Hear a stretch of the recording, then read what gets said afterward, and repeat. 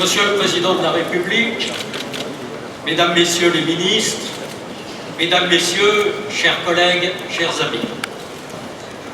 Monsieur le Président du Sénat, Mesdames, Messieurs, chers amis. Ce matin, le bureau de l'Association des maires de France s'est réuni et nous avons tous ensemble, à l'écoute des 2 jours de débat que nous avions déjà eus, mis au point une résolution générale qui a recueilli l'unanimité du bureau de l'Association des maires de France. Et c'est donc au nom de ce bureau que je vais maintenant vous donner connaissance de cette résolution. Notre 99e congrès s'est tenu exceptionnellement ce printemps 2016, après les dramatiques événements de Paris et Saint-Denis de novembre 2015 qui nous avaient contraints, en accord avec l'État, à annuler la 98e édition. Ce congrès a été empreint de la gravité de la période que nous vivons, des responsabilités qui nous incombent. Monsieur le Président de l'Association des maires de France, cher François Barouin, Mesdames et Messieurs les élus, les maires, chers collègues, je suis très heureuse d'être dans cette belle tradition qui veut que le maire de Paris accueille au Parc des Expositions de la Porte de Versailles le Congrès des maires de France et aujourd'hui pour sa clôture.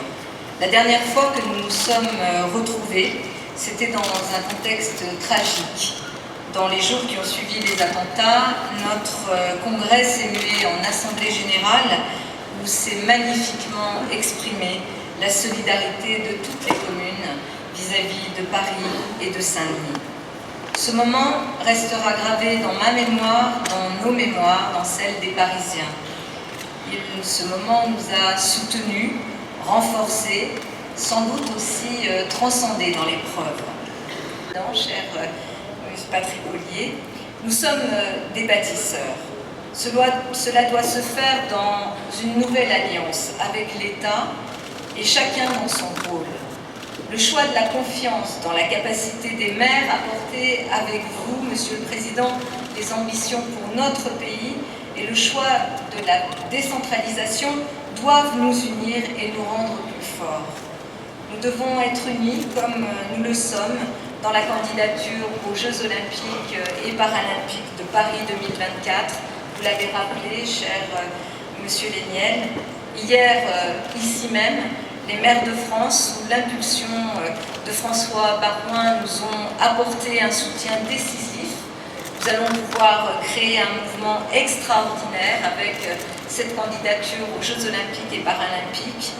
Toutes nos villes, nos communes, nos métropoles vont être impactées positivement par cela. Je veux d'ailleurs saluer Marseille, qui fait partie pleinement de cette candidature, puisque les sites nautiques de notre candidature seront à Marseille. Et je crois que toutes et tous, nous bénéficierons de cette énergie déployée dans cette belle aventure. Nos villes, nos communes, nos métropoles jouent un rôle de proximité, mais elles jouent aussi un rôle de stratège. Elles représentent l'avenir, un formidable creuset de compétences, de savoir-faire et de talent. Mes chers collègues, mes chers amis, vive Paris, vive les communes de France, vive la République, vive la France. Du Sénat, cher Gérard Larcher, Mesdames et Messieurs les ministres, qu'il me soit permis de saluer les hautes autorités de notre République à vos côtés, Monsieur le Président du Conseil économique et social environnemental, Monsieur le Défenseur des droits. Je veux saluer avec respect, amitié, affection et tendresse, s'ils me le permettent, nos 3 présidents d'honneur que je vous demande d'applaudir, Daniel Lefeul, Jacques Pélissard, Jean-Paul Delvoye.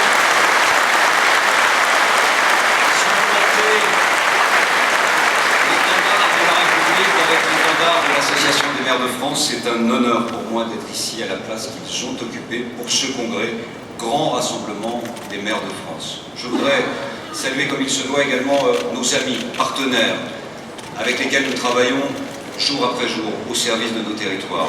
Le président Bussereau, président de l'Association des départements de France. Le président Richer, président de l'Association des régions de France, de ces grandes régions.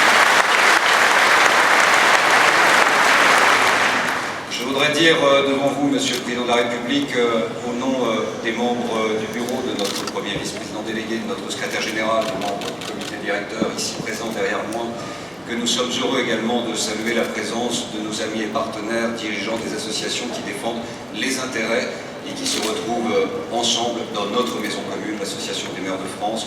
Je pense à Jean-Luc Moudin, maire de Toulouse, président de France Urbaine. Je pense à Caroline Cailleux, maire de Beauvais, présidente des villes de France. Je pense à Olivier Guéchon, président des petites villes de France. Nous sommes à l'unisson dans le même discours et c'est la raison pour laquelle, Monsieur le Président de la République, les propos que je vous adresse sont les propos de tous et de chacun. Soyez le bienvenu, Monsieur le Président de la République. Soyez le bienvenu parce que vous êtes le Président de la République française. Soyez le bienvenu parce qu'il y a 6 mois, nous étions ensemble pour affirmer que lorsque l'essentiel est en jeu, c'est-à-dire la sécurité des Français au quotidien, l'État pouvait compter sur les maires de France. Et soyez le bienvenu, Monsieur le Président de la République, parce que nous avons tant de choses à nous dire aujourd'hui. Je ne favorise personne dans l'assistance. La liberté est la règle, mais il n'y a pas de liberté sans règle. L'égalité, une égalité en droit, c'est notre devoir de le faire appliquer. La fraternité, qui prend en réalité la forme dans une république moderne depuis 1945, de ses politiques de solidarité à l'égard des plus fragiles. Et la laïcité, qui offre à notre pays depuis un peu plus d'un siècle à présent le visage d'un État qui se tient à égale distance de chacune des croyances, des ferveurs, des espérances, des religions, et qui en même temps protège chaque culte dans la liberté de conscience de chacun. C'est aussi l'honneur de la République. Nous sommes là pour les faire vivre, et vous le savez aussi, Monsieur le Président de la République. Nous sommes également traversés par les conséquences directes d'une instabilité mondiale et qui nous angoisse, nous préoccupe, mais qui aussi nourrit notre devoir et notre responsabilité d'être en lien avec l'État. La question des flux migratoires. Elle ne concerne pas toutes les communes et toutes les communes ne sont pas en situation aujourd'hui de répondre présentes à travers les centres d'accueil des demandeurs d'asile. Mais nous avons rappelé 3 principes simples, Monsieur le Président. Le premier, sur cette question de l'accueil coordonné à l'échelle européenne en lien avec les décisions des organisations gouvernementales, est d'abord de rappeler que c'est une mission régalienne. C'est à l'État d'organiser ce dispositif d'accueil à la hauteur de ce que représente le pays qui a offert la Déclaration des droits de l'homme et du citoyen au monde entier il y a 2 siècles. Le deuxième principe simple, que nous avons tous en tête, partagé par chacune et chacun d'entre nous ici devant vous, c'est que le principe d'humanité gouverne tous les autres principes. Mais que compte tenu de la situation internationale, il ne s'agit pas uniquement d'un accueil d'urgence et que nous devons nous mettre en situation d'intégrer dans la durée un processus d'accompagnement de ces populations en difficulté. Et c'est la raison pour laquelle c'est bien sur la base du volontariat qui a été celle de la ligne défendue par l'Association des maires de France, que les communes qui se portent volontaires soient en situation de représenter dignement la France dans l'accueil de ces 30 000 migrants, c'est-à-dire 2 fois plus que la capacité d'accueil pour laquelle notre pays est formaté. Il faut donc rapidement et en urgence mettre en place les dispositifs d'installation, d'accompagnement pour que ce principe d'humanité soit respecté au rang 1 et que ce principe d'accompagnement soit partagé par tous. Nous n'acceptons pas, et vous le savez aussi, et nous demandons que l'État associe les maires aux initiatives d'une part et accompagne financièrement. C'est la négociation que vous portez pour notre pays au niveau européen. Nous ne pouvons pas assumer de charges supplémentaires et nous ne voulons pas confondre les 2 messages. France, un département qui a produit 2 présidents de la République dans une période qui permet de traverser 2 générations de vivants. S'agissant des leviers qui sont à notre disposition, le premier, que beaucoup refusent de prendre, c'est le levier fiscal. Malgré tout, 25% des collectivités ont été dans l'obligation d'augmenter les impôts locaux. Je vous le dis, Monsieur le Président de la République, aucun maire de France, quel que soit son engagement, quel que soit le soutien qu'il apporte aux orientations générales du gouvernement que vous incarnez, et dans cette mandature, aucun maire ne souhaite vivre et accepter et subir le transfert d'une impopularité fiscale pour des mesures qu'il n'a pas décidées. Revendication, et donc je salue l'action. Anne Hidalgo a évoqué aussi le tissu social, la cohésion sociale qui repose sur notre milieu associatif. Nous sommes contraints depuis 2 ans de réduire très significativement les dotations, les subventions au tissu associatif. Les grandes pourront toujours trouver des partenaires privés, mais les petites, celles qui tiennent le terrain, celles qui tiennent nos communes, celles qui tiennent tous nos territoires, celles-ci, elles ne peuvent pas augmenter la cotisation de leurs sociétaires. Celles-ci sont en difficulté. Et celles-ci, par leur disparition progressive et inexorable, malheureusement, affaiblissent l'avenir de nos territoires. Nous devons être également vigilants. Malheureusement, ce levier a été utilisé. Et la troisième conséquence, et vous le savez, c'est d'ailleurs la raison pour laquelle nous avions décidé, pour introduire nos travaux, d'inviter le président de la Commission européenne, M. Juncker. L'Europe porte un plan de relance de l'activité économique par un soutien à des investissements publics de l'ordre de 315 milliards. Notre modèle économique, vous le savez mieux que quiconque également, Monsieur le Président de la République, repose sur deux moteurs essentiels. La consommation d'une part, l'investissement d'autre part. L'investissement se répartit entre le privé et le public. Le privé, il n'y en a malheureusement plus beaucoup. Le public, l'État ne fait plus que 5 milliards. Les 46 milliards qui restent, ils sont ici, devant vous, avec les départements et avec les régions de France. Nous portons 70% de l'investissement public. C'est le seul moteur sur lequel la puissance publique peut avoir un élément d'impulsion qui permet de soutenir la croissance et la création d'emplois. À l'intérieur de ces 70%, 60% de l'investissement sont portés par les communes et par les intercommunalités. Et c'est justement sur cela que vous demandez 60% de l'effort. C'est une erreur économique que de demander à l'acteur le plus véloce, le plus pertinent, celui qui restitue l'argent du contribuable sous forme de commande publique, qui permet aux entreprises du bâtiment, des travaux publics, à nos TPE, à nos PME, que de leur demander l'effort le plus important. Il ne faut donc pas s'étonner que la Fédération des travaux publics annonce plusieurs dizaines de milliers d'emplois disparus à la fin 2017. Dans ce cadre-là, sauvez les investissements publics, Monsieur le Président de la République, aidez-nous l'année prochaine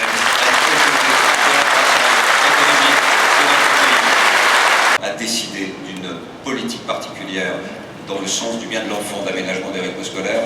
Personne n'aurait été choqué que l'État finance à 100% ce dispositif. Et personne n'a été choqué que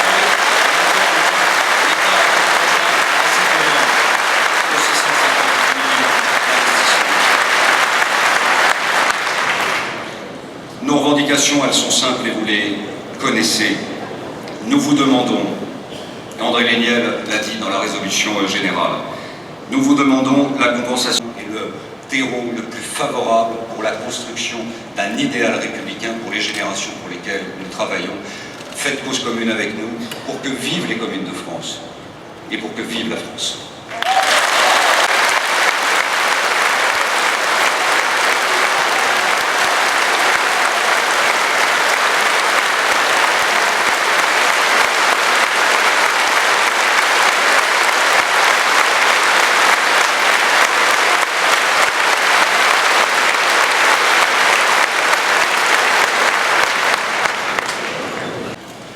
Mesdames, Messieurs les ministres, qui ont sûrement apprécié les compliments qui leur ont été adressés par François Baroin pour leur silence et le respect de la parole présidentielle.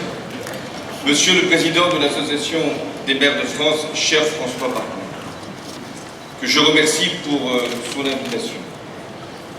Monsieur le Président délégué, cher André Léniel, dont je connais la ténacité depuis longtemps. Madame la maire de Paris, chère Anne Hidalgo, dont j'approuve l'essentiel des décisions, notamment pour les Jeux Olympiques de 2024.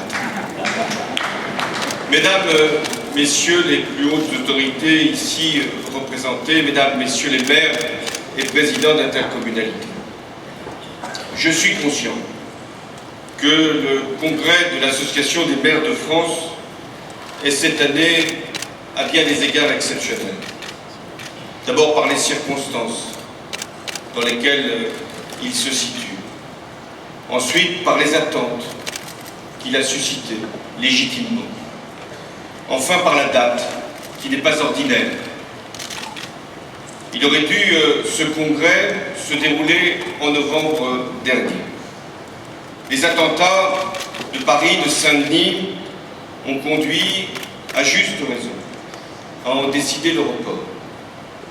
Néanmoins, Monsieur le Président Baroin a tenu, et il a eu raison, d'organiser un rassemblement pour affirmer d'abord la compassion, la solidarité des maires de France à l'égard des victimes de ces atrocités, mais aussi pour exprimer notre volonté commune, État collectivités locales, la France rassemblée contre le terrorisme, le fanatisme, l'extrémisme.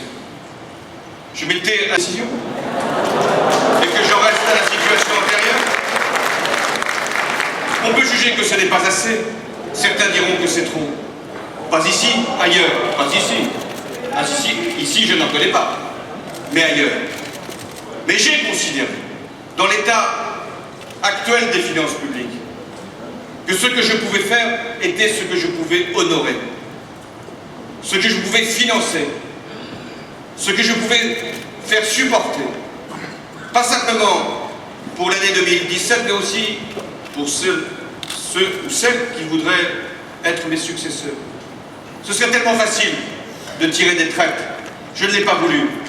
En revanche, j'ai voulu, pour l'année qui est encore celle de mon mandat, faire en sorte qu'au lieu de 2 milliards d'euros en moins de dotation, il n'y en ait plus qu'1 milliard pour le bloc communal. Cette réforme sera visible parce qu'elle doit être juste et prendre en compte la nouvelle carte des intercommunalités. Je veux laisser au Parlement le temps de préparer les améliorations indispensables. C'était votre demande, celle de l'Association des maires de France, j'y consens. Il ne s'agit pas de reporter trop loin, il s'agit de bien faire et de faire juste, et toutes les corrections nécessaires seront intégrées dans le projet qui sera présenté par Jean-Michel Baillet et Estelle Grelier. C'est dans ce même esprit de transparence et de vérité que sera mis en place à l'automne l'Observatoire des finances publiques et de la gestion locale, cher à André Léniel, et le comité des finances locales disposera de toutes les données indispensables pour travailler à l'établissement de cette réforme. En quelques mois, 60% des crédits ont été engagés et 3000 projets ont été retenus. Sur cette nouvelle enveloppe, 1,2 milliard, 600 millions seront consacrés aux priorités que l'État partage avec vous en matière d'investissement. Transition énergétique, logement, accessibilité des bâtiments. Et 600 millions pour les petites villes et la ruralité. Cette enveloppe permettra de financer les contrats de ruralité qui ont été annoncés par Jean-Michel Baillet le 20 mai dernier et d'abonder encore la DETR pour la porter à 1 milliard d'euros au lieu de 800 millions aujourd'hui.